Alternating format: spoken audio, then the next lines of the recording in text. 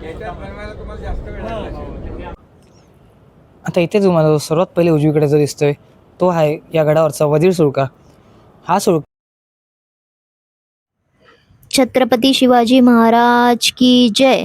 जय भवानी, जय शिवाजी.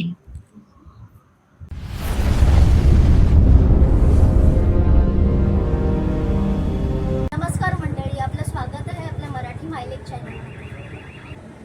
दिवाळीमध्ये आपली संस्कृती आहे किल्ले बनवायची. लहान लहान मुलं, मोठी मुलं पण किल्ले बनवतात. आज आपण असंच एका ठिकाणी आलो आहोत, ठाण्यामध्ये किल्ला बघायला. तर ठाण्यामध्ये आलो होतो आपण. सर्वेश दादा आहेत ज्यांनी हा किल्ला बनवला आहे. आपण त्यांच्याकडनं माहिती जाणून घेऊया. तर सर्वप्रथम नमस्कार आणि जय शिवराय. माझं नाव सर्वेश भरतू. घरकुल मित्रमंडळाकडून मी इथे तुमचं स्वागत करतो. तर दरवर्षीप्रमाणे यावर्षीसुद्धा महाराजांचा इतिहास आणि त्यांची संस्कृती जोपासत आम्ही माहुली गडाची इथे प्रतिकृती सादरण्याचा प्रयत्न केला आहे. तर सर्वप्रथम सांगायचं झालं तर हा गड बनवण्याचा उद्देश आमचा असा की जे महाराजांचे गड होते, जे त्या काळात ज्यांचं महत्त्व खूप होतं, पण हल्लीच्या काळात काही कारणास्तव दुर्लक्षित राहिले आहेत, त्या गडांची माहिती, त्या गडांचं महत्त्व हे लोकांपर्यंत पोचवायचा आमचा उद्देश आहे. गडाचा एक छोटासा इतिहास तुम्हाला सांगायचा झाला तर असा, तर हे एक माहुली गड एक असं गड आहे ज्यांनी आपल्या महाराजांचं बालपण असं बघितलेलं आहे. म्हणजे जेव्हा शहाजीराजे निजामशाहीत होते त्यावेळी त्यांनी जिजाऊंना आणि बाल शिवाजीराजेंना त्यांना या गडावरती त्यांच्या सुरक्षेसाठी ठेवले होते. काही लेखात असेही म्हटले जाते की जिजाऊ छत्रपती शिवरायांच्या जन्माच्या 2 दिवसा अगोदरपर्यंत या गडावरती होता. सर्वप्रथम 1661मध्ये छत्रपती शिवरायांनी हा गड जिंकला होता. त्यानंतर 1665मध्ये जेव्हा पुरंदराचा तह झालेला तेव्हा जे 23 गड देण्यात आले होते त्यात हा सुद्धा एक गड होता. तर त्या तहात या गडाचं एक महत्त्व असं की महाराजांनी मुघलांना मूर्खात काढण्यासाठी हा एकच गड त्या काळात त्यांनी 3 गड म्हणून दाखवला होता. जसं की तुम्ही पाहू शकता इथे की माहुली गड हा गडांचा त्रिकूट आहे. तर माहुली गड हा 3 गडांचा त्रिकूट आहे. हे झाले की पळसगड, माहुली आणि भंडारगड. तर पुरंदराच्या तहात महाराजांनी लेखी युक्ती वापरून मुघलांना मूर्खात काढून हा एकच गड 3 गड म्हणून दाखवला होता. नंतर 1670मध्ये सर्वप्रथम फेब्रुवारीमध्ये एक मोहीम काढण्यात आली. ती मोहीम अयशस्वी राहिली. नंतर त्याच 1670मध्ये जूनमध्येच पुन्हा एक मोहीम काढण्यात आली. ती मोहीम मोरपंत त्र्यंबक पिंगळे यांनी काढून 200 मुघलांचा वध करून हा गड परत स्वराज्यात आणला होता. तर जसं सांगितलं की माहुली हा गड 3 गडाचा त्रिकूट असल्यास त्याचा पहिला भाग म्हणजे पळसगड. या गडावरती काही उद्ध्वस्त वास्तू सध्यासाठी आहेत. बाकी काही गणेश दरवाजाचे अवशेष वगैरे सुद्धा या गडावरती दिसण्यात येतात. नंतर तुम्ही पुढे आला तसंच तुम्ही पुढे पाहिलात तर या गडावरती तुम्हाला गडाचा महादरवाजा दिसेल. तर या महादरवाजाची रचना अशी की छत्रपती शिवरायांची गोमुखी दरवाजे ठेवावे अशी संकल्पना असायची. तर असं का, तर गनिम जेव्हा एका बाजूने समोरून येईल तेव्हा त्याला सहज दरवाजा दिसता कामा नये, त्याला दरवाजा शोधण्यासाठी थोडी मेहनत करावी लागेल. यासाठी महाराजांनी गोमुखी दरवाजाची संकल्पना काढली. असेच दरवाजे आपल्या सिंधुदुर्ग, रायगड आणि अशा अनेक गडांवरती सुद्धा दिसतात. त्या गडावरती तुम्ही बघाल मग गडावरची टाकी दिसेल, काही उद्ध्वस्त वास्तू दिसेल जे त्या काळातली धान्य कोठार किंवा शिबंदीची घरटी असू शकतात. तर शिबंदीची घरटी हे म्हणजे गडावरती मावळ्यांचं राहण्याची जी सोय असायची त्यालाच शिबंदीची घरटी असं म्हणण्यात येतं. तर आता तुम्ही जो समोर पाहताय तो आहे हनुमान दरवाजा. ह्याची सध्याची परिस्थिती बघाल तर या दरवाजाच्या नावावर इथे फक्त दगडी पडलेल्या आहेत. तर म्हणायला गेलं तर हा पूर्णपणे भग्न अवस्थेत असा दरवाजा आहे. पण या दरवाजाची निशाणी म्हणजे त्या तिथे असलेल्या काट्या दगडांवरची मारुतीची आणि गणपतीची शिल्प. तर हीच एक हनुमान दरवाजाची त्या गडावरती ओळख आहे.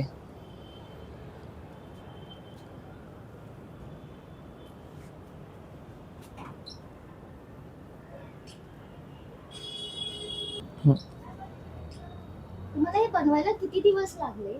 साधारणतः आम्हाला आठवडाभर बोलू शकतात लागायला. हो, आम्ही म्हणजे जास्त करून रात्रभरातच काम करायचं. हे सगळे कामालावर जाणारे, कॉलेजलावर जाणारे, मोस्टली आमचं काम सगळं रात्रीच व्हायचं. मग रात्री 11-12ला चालू करून ते सकाळी 5-6 पर्यंत आम्ही असायचो.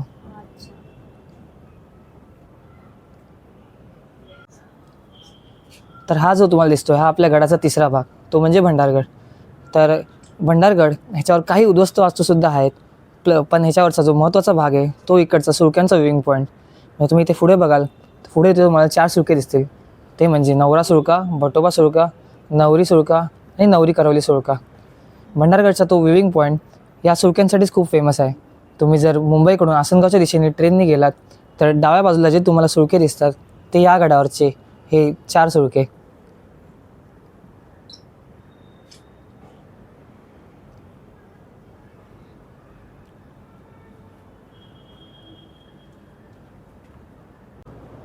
तर आता पुढे तुम्ही जो बघताय तो झाला माऊली चंद्रीचा बाग. ह्याचा आकार आम्ही एकदम हुबेहूब जसा चित्रांमध्ये किंवा गुगल मॅप्सवर झाला, गुगल अर्थवर झाला तसा जो दिसतो तसा आम्ही बनवायचा प्रयत्न केला आहे. या गडावरती सध्या तरी काही वास्तू अशी सापडली नाही किंवा या गडावरती जाण्यासाठी वाटसुद्धा आम्हाला सापडली नाही, त्यामुळे जास्त काय आम्ही ह्याच्यावर बनवू शकलो नाही.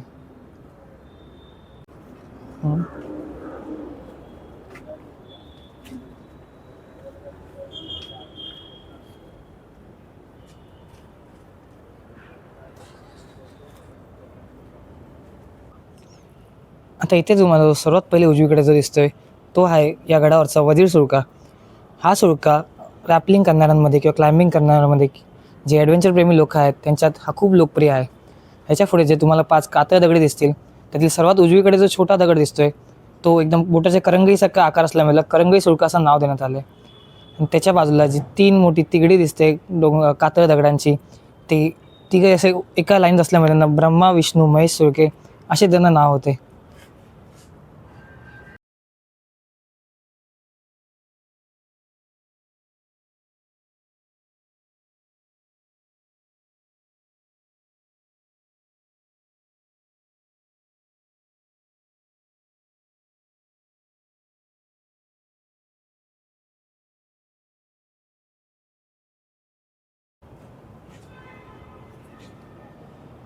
आता तुम्ही इथे उजव्या बाजूला पाहू शकतात ती आहे ही गडावरची गुहेतील खामटाक. ही खामटाक जवळजवळ 1500 काळातली असलेली अशी नोंद आहे. पुढे हे जे तुम्हाला समोर दिसतंय ते या गडावरचा कल्याण दरवाजा. या कल्याण दरवाजाची महत्त्व असं की एकदम निमुळता भागेत असल्यामुळे त्या काळातली महाराजांची जी युद्धनीती आहे, जी गनिमी कावाची आपण बोलतो, ती तुम्ही इथे पाहू शकतात की एवढा निमुळता भाग असल्यामुळे गनिमाचं सैन्य कितीही मोठं असू दे एका वेळी चढताना 5 ते 10 पेक्षा जास्त लोक चढू शकणार नाही. तर इथे तुम्ही महाराजांची युद्धनीती पाहू शकतात की गनिमाचं सैन्य कितीही मोठं असू दे तरी आपण त्यांना हरवण्यास सक्षम असलो पाहिजे.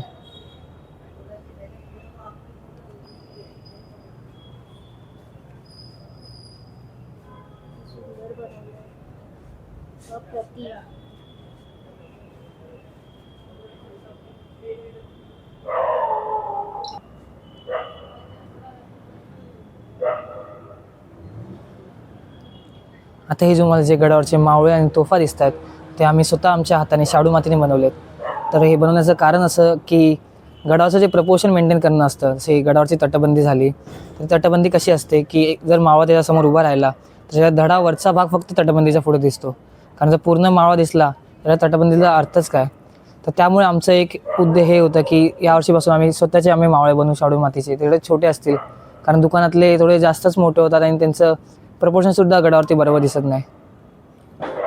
आणि गडावरची घरंसुद्धा तुम्ही जे बघताय त्यांची कौलंसुद्धा आम्ही फुट्ट्यांच्या मधली लेअर, जे 3 लेअर असतात फुट्ट्यामध्ये त्यातले वरची लेअर आणि खालची लेअर काढून त्याचे मधली लेअर वापरून हे घर आम्ही बनवले. आणि तो कौलांचा हुबेहूब इफेक्ट देण्यासाठी असा आम्ही प्रयत्न केला आहे.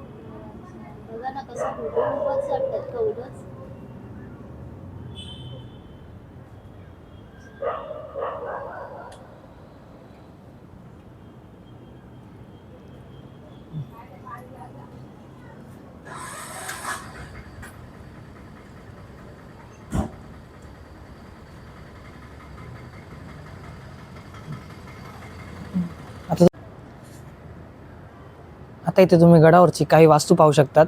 सर्वप्रथम जे तुम्हाला दिसतंय ते गडावरचं राजसदर. तर राजसदर म्हणजे आत्ताच्या काळातली कचेरी बोलू शकतात त्याला, जिथे किल्लेदार झाले, महाराजांचे वेगळे सरदार झाले, जिथे महत्त्वाचे निर्णय घेतले जायचे ते राजसदर. पुढे तुम्ही राजवाडा पाहू शकतात, जिथे राहायची वगैरे गडावरती सोय असायची. त्याच्या बाजूलाच आता तुम्ही इथे सर्वप्रथम जे तुम्हाला दिसतंय ते आहे गडावरचं राजसदर. तर राजसदर म्हणजे आत्ताच्या काळातली तुम्ही कचेरी समजू शकतात.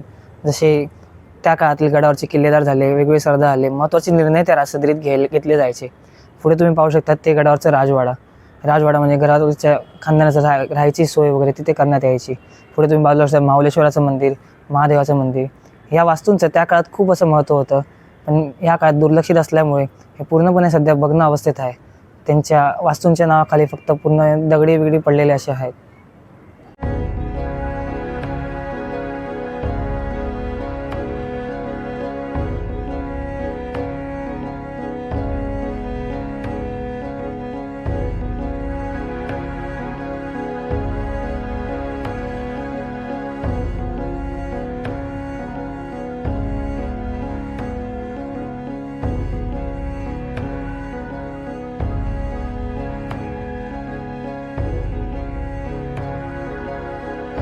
आता या ठिकाणी तुम्ही जे पाहत आहात ते आहे हा गडावरचा गणेश दरवाजा.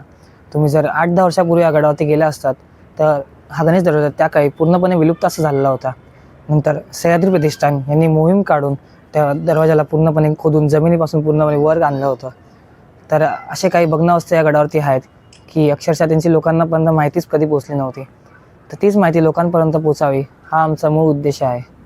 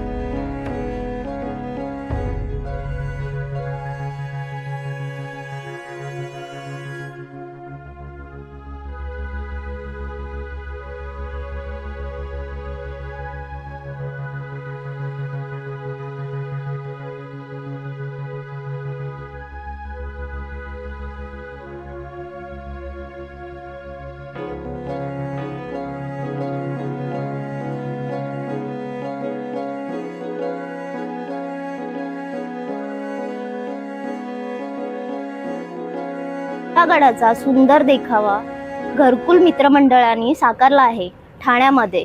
आपल्याला कसं इथे यायचं आहे हे आपल्याला दादा सांगतील. तर तुम्हाला जर या गडाला व्हिजिट द्यायची असेल आमच्याकडे येऊन तर तुम्ही ठाणे वेस्ट येथील वर्तक नगरमध्ये ZP ग्राउंड किंवा ठाणे रेल्वे रिझर्वेशन ऑफिस शाळा क्रमांक 44च्या समोरच आमचं बिल्डिंग आहे. त्या बिल्डिंगच्या डाव्या बाजूला हे आम्ही गडाची प्रतिकृती सादर इथे केलेली आहे. तुम्ही कधी पण येऊ शकतात. आम्ही जवळ रात्रीचे 3-4 वाजेपर्यंत सुद्धा इथे असतो. नक्की या आणि सुंदर देखावा बघा. ही मुलं दरवर्षी मेहनत घेऊन एवढे सुंदर किल्ला साकार करतात. खूप छान. धन्यवाद. आम्हाला छान माहिती दिली आणि छान आम्हाला म्हणजे देखावा आम्हाला बघायला मिळाला. धन्यवाद. माहुली गडाबद्दल सर्वेश दादांनी खूप छान माहिती दिली. आपल्याला छोट्या छोट्या गोष्टी आपल्याला खूप चांगल्या पद्धतीने समजावून सांगितल्या. जसं मावळे बनवलेत त्यांनी स्वतः. घराची कौलं देखील त्यांनी स्वतः बनवली आहेत, म्हणजे विकत नाही आणली आहेत. हे बघा ना किती बारकाईने काम केलंय, किती सुंदर बनवलंय देखावा. तुम्ही नक्की इथे या आणि बघा.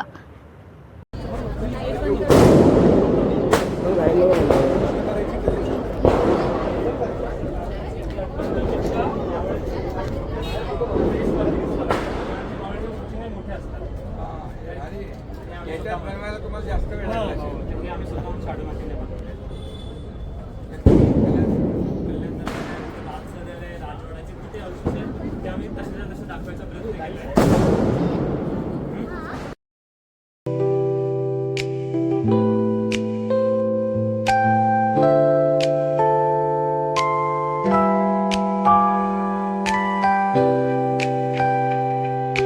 Thank you.